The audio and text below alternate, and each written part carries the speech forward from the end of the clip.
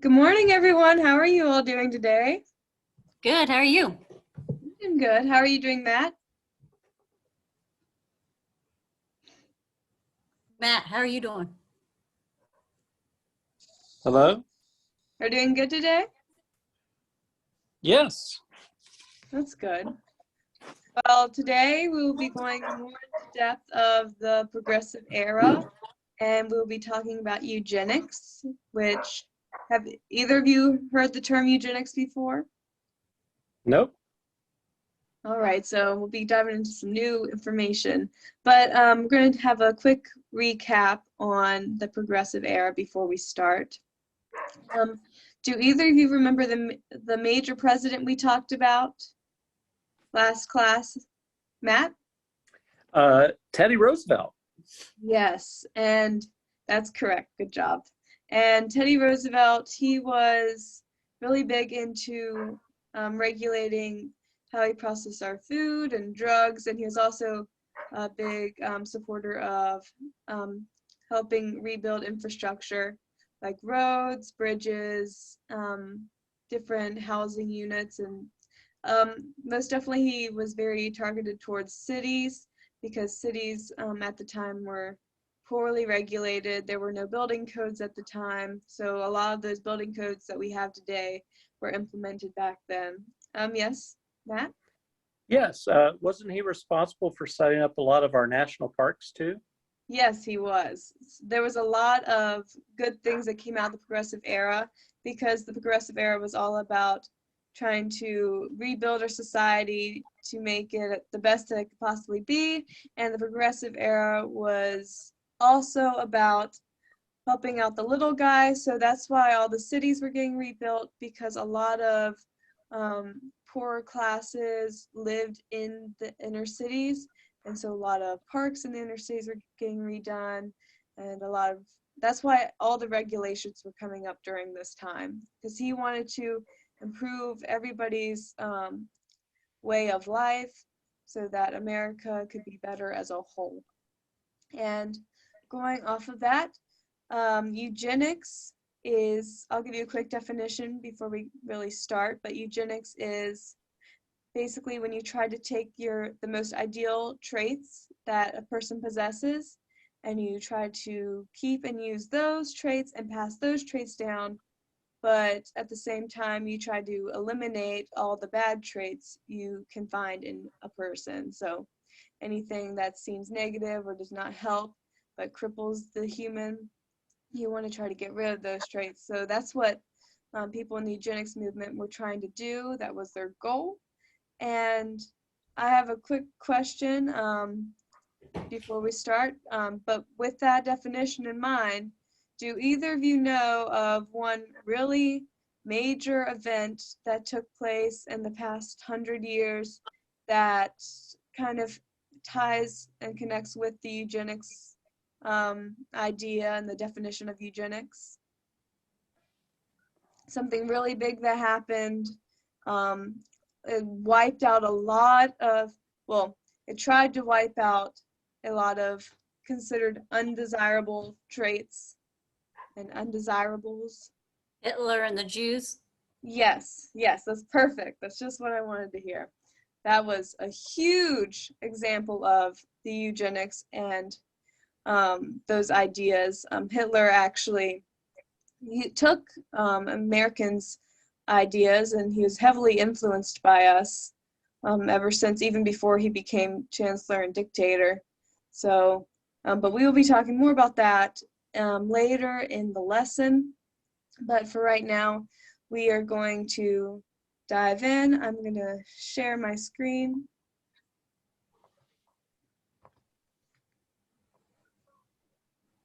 You. All right. So everybody, you should have your notes sheets, and for this lesson, everything that you need to fill in will be in bold and gold lettering, and so make sure you are paying attention to what's on the slideshow. And with that, we're going to get started. So, the birth of a concept.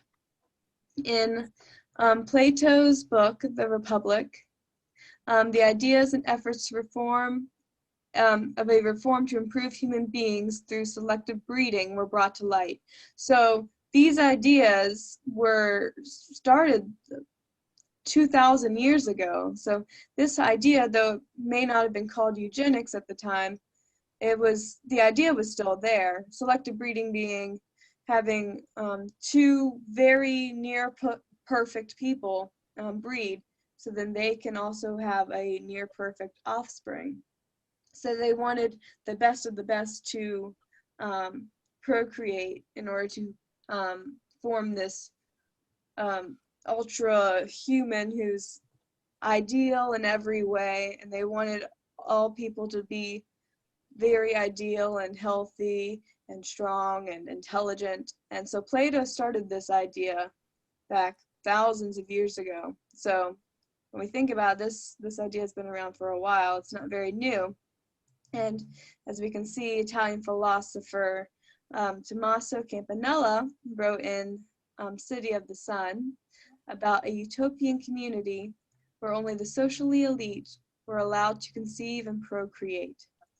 So you can see that this idea comes back later in history and is kind of improved and tweaked to where only socially elite people could procreate. So they wanted the best of the best, the people who were well off and who were upstanding citizens. This idea and dream of a perfect society was already starting to be formed in the minds of several individuals, which realistically is it's not a very realistic dream when you think of it, because there are so many jobs out there that need to be filled by people of all social standings, not just the socially elite. Because without people of lower social standings, we would not have a good economy whatsoever, and our society would crumble because our socially elite, they kind of sit on the shoulders of our lesser social standings, like lower class people, middle class. It's kind of like a big pyramid. So our lower class is right here, and they're the foundation of our society and of our economy. And then it slowly goes up.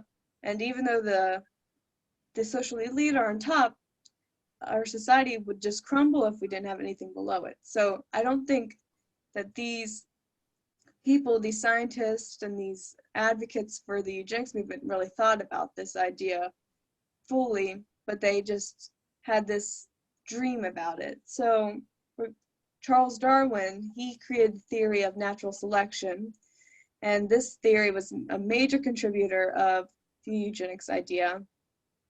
Charles Darwin, his idea was that it was kind of a survival for the fittest, so the best would be on top and the lesser would be kind of either killed off, or they would go extinct, just like a normal species, just like a species of animal were to go extinct, they were selected to no longer exist. So all these ideas were kind of being translated but into human beings. So people were starting to think about this for humans. And in the mid to late 19th century, topics and theories such as heredity and genetics were being brought to light. And those two terms go hand in hand, because genetics is the study of our genes, and our genes carry our traits. Our traits are what make us who we are. So, for example, I have blue eyes. That's one of my traits, and it was passed down through heredity from a relative. It could be a parent or grandparent. So all these genes get passed down through generations upon generations. And so all of these ideas, natural selection, heredity, selective breeding, all of these ideas are coming together in this huge pot, and they're all starting to bubble and boil and form in people's minds. And very shortly after, eugenics will be born. Any questions so far? Nope. All right. The father of eugenics. In the late 19th century, natural scientist Francis Galton was compelled by Charles Darwin's theories of evolution and natural selection. We mentioned natural selection earlier, but evolution being that species evolve with their environment and with their predators. So, for example, birds, there are several species of birds, but they each have different types of beaks, you could say, because they hunt different things, they gather different things. It's all based on how to survive best in your environment.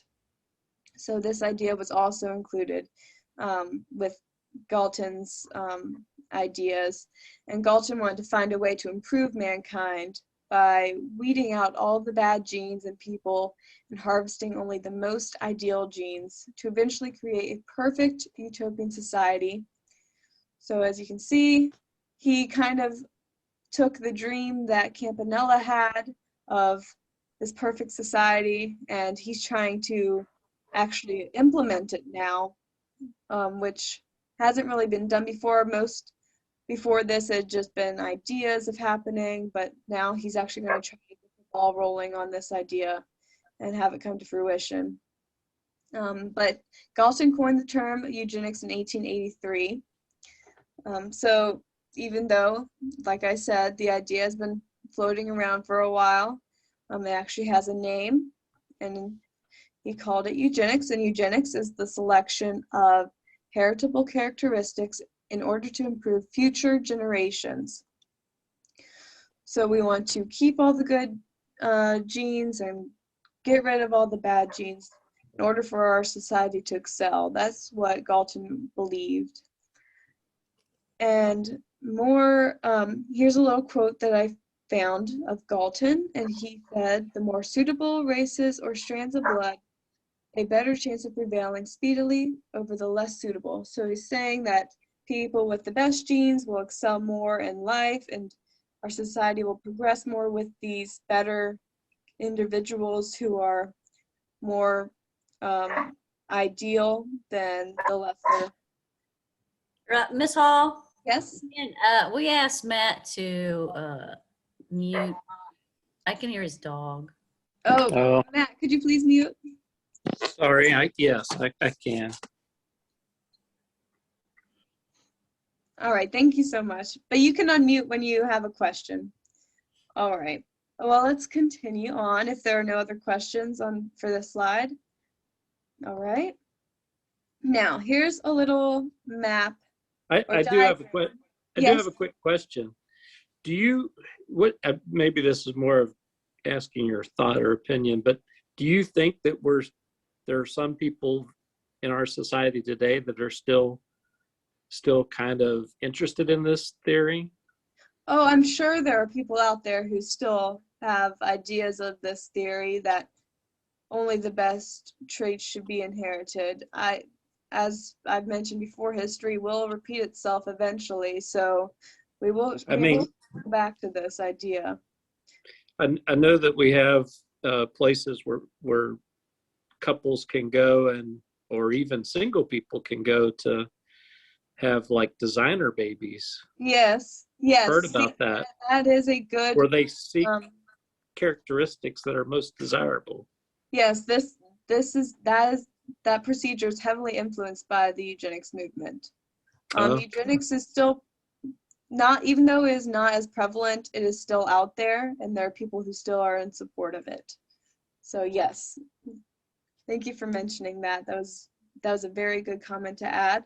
But here is a diagram of the tree of eugenics. So the trunk of the tree is eugenics itself, and as you can see, there are so many different little roots that come together to form the trunk of eugenics. And I want you to take a second and find a word in the roots that catches your eye or that you find very interesting, and let me know what it is. What is anthropometry? I believe, from what I can take from that word, when I take it apart, anthro meaning human, and ometry That is a form of math. And when I think of that, I think of the different ways that they would measure people's proportions. They would measure people's noses, their chins, their jaws. And that was also a way that they could tell if somebody was suitable or not, or desirable. If somebody had desirable traits, it could even be something physical, so like facial features. And that's what I'm taking away from that term, anthropometry. Matt, you raised your hand? Yes. I thought it was interesting that they would have the word surgery there. Does that have to do with like what we see now in society with plastic surgery, wanting to perfect the way we look? Yes.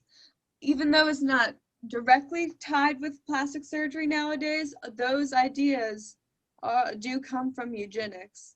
The idea of perfection and being ideal. But the term surgery that we see in this diagram is more connected to procedures that were done to stop undesirable traits from being passed down. But we will dive more into that towards the end of the lesson.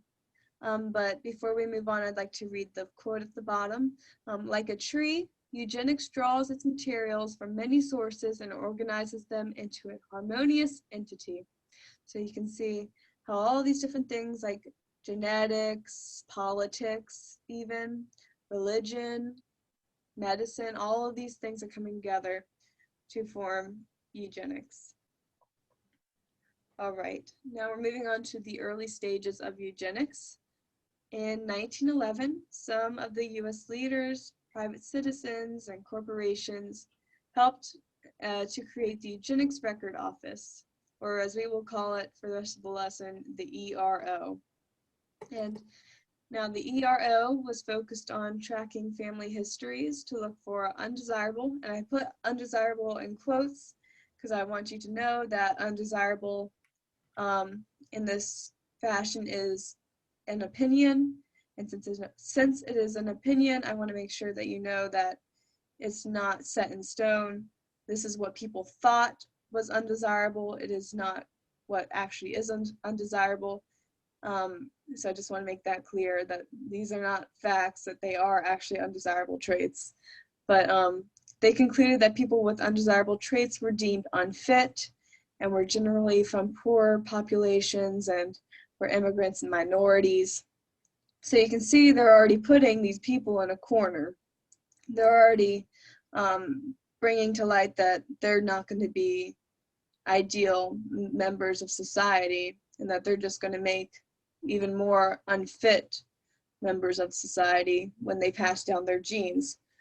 So what they do is all the family histories that the ERO are taking are from the poorer families and from the immigrant and minority families. The ERO is not going to be looking for unfit traits from socialite families. They're not going to be looking into that because they believe that all those families are already desirable and are already perfect. So they're only going to be focusing on the poor people and poor population of the country. And the ERO called people with undesirable traits as undesirables. That was their name. That's what they were called by all of the supporters of the eugenics movement. And some of the traits that were seen as undesirable include alcoholism, deafness, blindness, criminality, chronic poverty, and most widely known, feeble-mindedness. Now, looking at these different traits, there are a couple that you can see that are not genetically inherited by like from individual to another individual. It's something that you kind of possess as you age, as you grow up. Like criminality, you do not genetically inherit that from your parent. That is not something that is passed down. That is something that you become as you grow and as you age. And poverty, of course, back then, 100 years ago, it was difficult to get out of poverty, but nowadays it is very easy to get out of that poverty line and move and excel in life. But back then, a lot of these different things, like alcoholism, they thought that they were all inherited from genes. And there are even more that are just absolutely insane, that make no sense whatsoever, but they believe that all of these bad things could be inherited through genes. And feeble-mindedness being any sort of mental disability. And when I mean that, they never really tested efficiently for mental disabilities, and we will actually be looking at a test to see if somebody was feeble-minded or not, and you guys will let me know if you think it is a good test or not, but we're gonna be looking at that later on. Are there any questions for right now? No? That's good. All right. Now here is a family tree, and as you can see, there are two families on it. One man has a wife, a lawful wife, and as you can see, all of their family tree is perfect. There are no little letters. Like, do you notice the little letters that are on near the top corners of some of those individuals? Do you see like the S, X, and like the E and the A, and how some of them are colored black? All of those things are undesirable traits that were inherited. So as you can see, the man had relations with a so-called feeble-minded girl, and they had offspring, and their offspring was supposedly also feeble-minded because it is colored black, and so on and so on. All those traits, or so-called undesirable traits, were passed down through their line. But of course, the lawful wife and husband, they had no undesirable traits that were passed down through their family line. Do you have any questions with this diagram right here? Nope. Okay.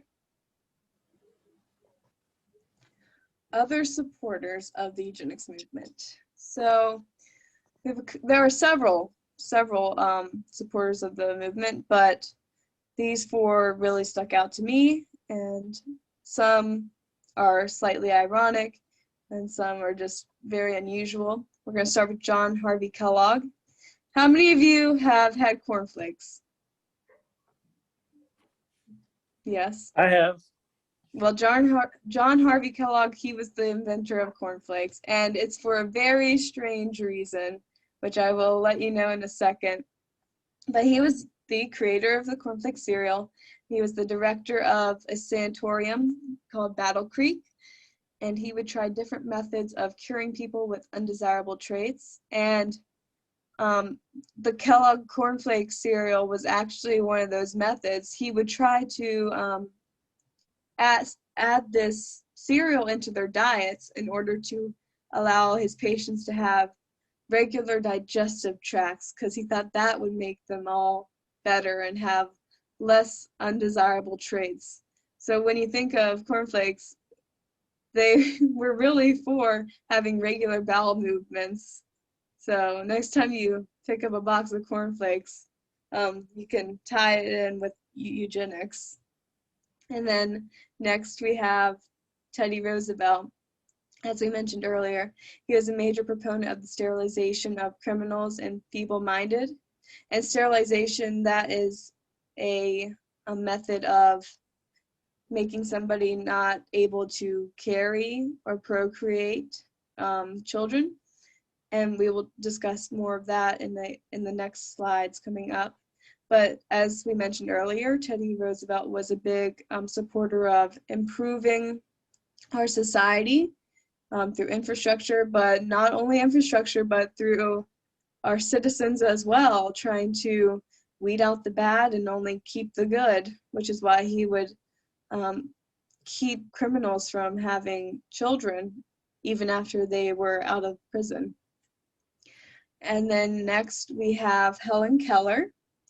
And this one I found very ironic because she was both deaf and blind, although she was not born deaf and blind, she became deaf and blind at a very young age. And I thought it was very ironic, since those traits that are considered undesirable, two of them are deafness and blindness.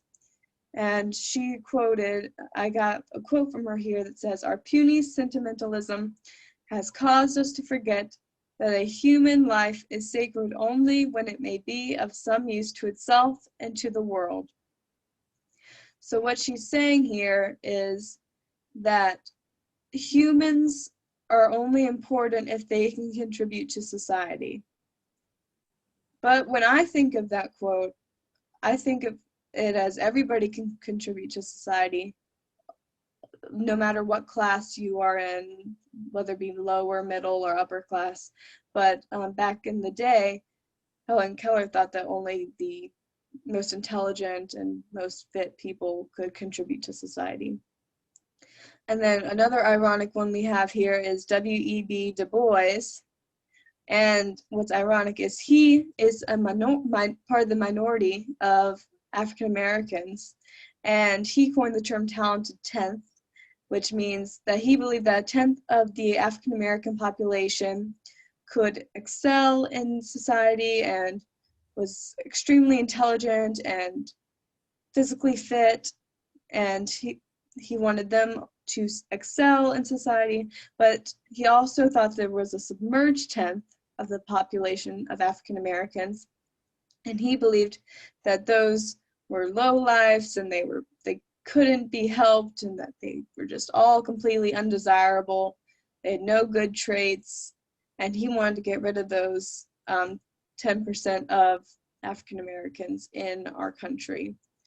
So the Helen Keller and W.E.B. Du Bois are both very ironic, considering they have undesirable traits. Any questions here? All right. And now we're moving on to sterilization. Like I mentioned earlier with the reference to surgery on the diagram of the tree. Sterilization is procedures that are done to make a person unable to have or carry children. Like, for example, a sterilization procedure that would be done is a vasectomy. Those are done on men, and those make them unable to be able to produce the sperm in order to have the child. And these procedures were done on thousands of individuals during this time period. In 1927, the U.S. Supreme Court voted 8-1 to allow all states the right to forcibly sterilize a person if they were deemed unfit to procreate. And the court case, which I just mentioned, was Buck versus Bell. In 1927, a poor Virginia woman, Carrie Buck, was involuntarily sterilized for being thought to have inherited feeble-minded traits from her mother, because her mother at the time was considered feeble-minded by doctors and scientists. And it was feared that her undesirable traits that she received from her mother would be inherited by her offspring. And not only with feeble-mindedness, they also thought that her undesirable trait of being promiscuous would also be passed down, because at the time she was with child, but she was also unwed at the time, so she was considered to be a promiscuous woman, and they thought that those two traits would be passed down to her offspring.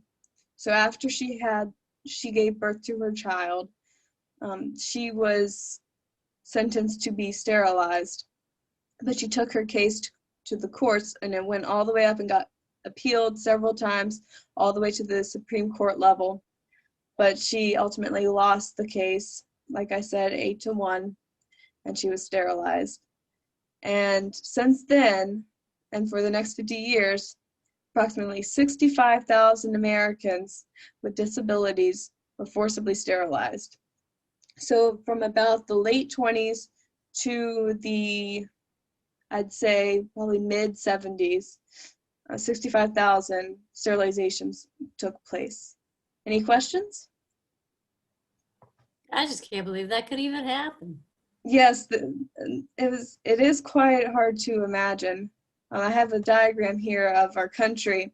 This is a diagram from 1935, but it shows all the different states that had sterilization laws in act, and as you can see, the majority of them do. And you can see the white states are states that do not have the sterilizations laws in act. And as you can see, like Nevada, it has a little star next to the name. That means it repealed its sterilization law, so it no longer has it. And I believe New York has a star too, which means it repealed its law as well. But states like Virginia, as you can see, and California and all those states, they had those laws in place. And so what you can see is a lot of the country was heavily into the eugenics movement. Any questions? All right. Now, the decline of the eugenics movement. It started to lose its momentum in America due to the introduction of World War II. Due to Nazis' use of eugenics on such a wide scale, it decreased popularity in the United States because they started to notice the trend of Hitler wanting to eliminate so-called undesirables, which were the Jewish population in Europe. And also at the same time, it started to lose momentum because people were being too occupied with the war in order to have enough time to worry about the movement. So people were working, women in the factories to help build the weapons and provisions, and the men were out on the front lines. So it started to lose a little bit of momentum. And the US is actually one of Hitler's greatest influences for his ideas of creating an Aryan race. He used to read so many books written by US scientists and scholars, and he was so heavily influenced by us that he formed this idea of creating his own perfect utopian society. And so I'd like to say that the US kind of is at fault here for starting the war because we gave Hitler all these ideas, and this was before he even had any power. He wrote in his book Mein Kampf that he was heavily influenced and loved a lot of the US's ideas. So any questions? All right, and here is some propaganda and an image of a doctor in Germany testing and running tests on a set of twins, because in Germany, twins were heavily idolized for being an unnatural phenomenon, because it was weird at the time for two people to be so similar genetically. And as you can see in the middle picture, there's a Aryan man holding two undesirables on his shoulders. And this is propaganda showing that undesirables are just weighing down the Aryan race. That's what they're trying to say. And in the top right photo, it's of undesirable children and infants being born as undesirables. And the word in the upper left corner of that right picture, I believe it's translated to sterilization. So they were in support of sterilizing individuals as well. Any questions? All right, so here it is. Here's the image. Here's an example of a test that was used to judge somebody was feeble-minded or not.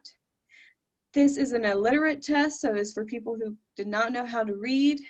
So all they would have to do is fill in the missing piece of the image.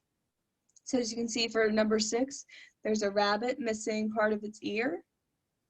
But take a few minutes and find at least one flaw that you notice in this test. And once you find it, please just let me know. Something that's wrong with the test? Yes, like something that just does not make sense. It could be something that you possibly don't even know what could be wrong with it, or something doesn't look like it has any flaws in it.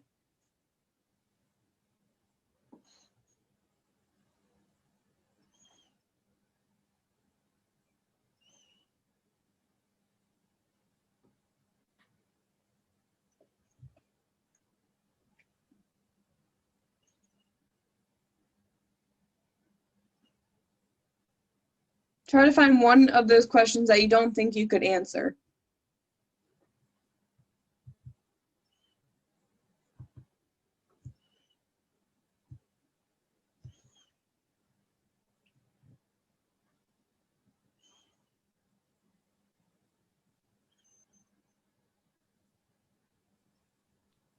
Is number 10 a knife, a pocket knife? Yes, that's a good one. And what do you think is problematic about that? Can you find anything wrong with it that you would need to add? I don't think so. I mean, the image is a little small, but I don't see. Yes, I Doesn't have also the cannot corkscrew. tell. Doesn't have the corkscrew thing. Yes, but necessarily wouldn't have to be out.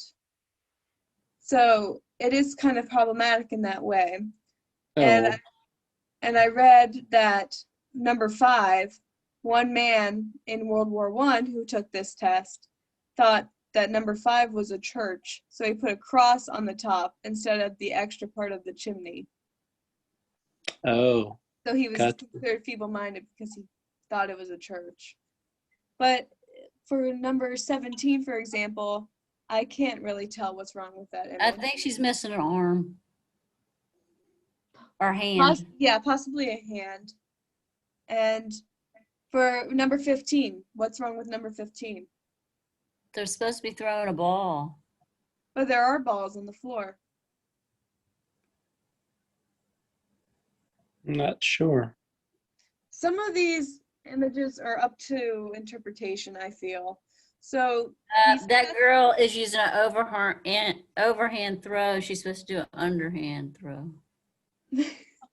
well, I don't know if that's exactly what they were going for. I think that is. I don't know what they wanted it to be, but that is a good eye, very good eye.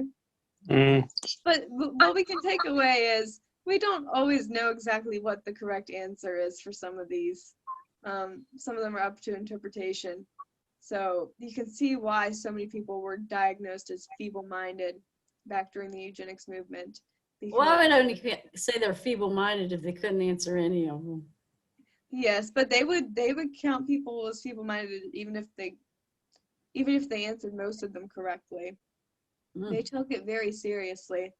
So I each want you to give me one big takeaway from this lesson. What's one thing that you thought was interesting or that you didn't know before? So did they,